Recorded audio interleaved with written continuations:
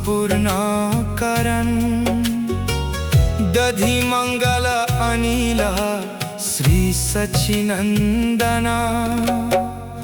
गौरी दस कीर्तनिया करिते धरया गौरी दस कीर्तनिया करिते धरया कहते छना महाप्रभु कंदिया कंदिया कहते छना महाप्रभु कंदिया कंदिया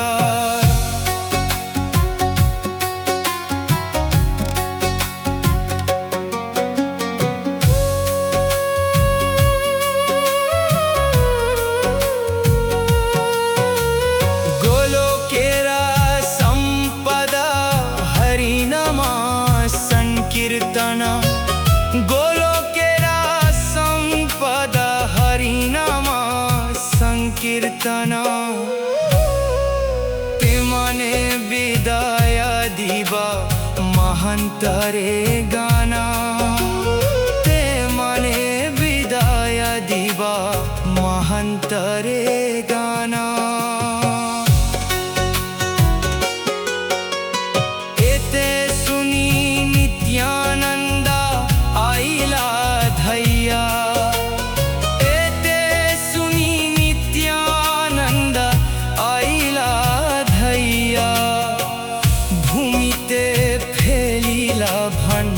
अक्षरा परिया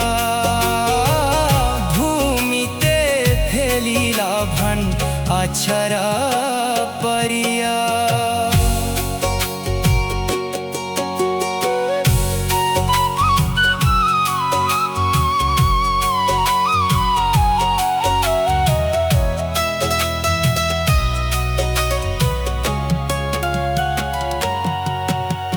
द्वादशा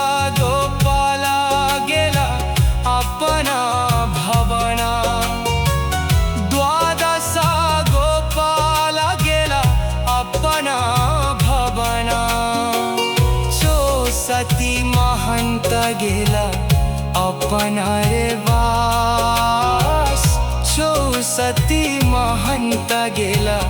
अपना रे वास।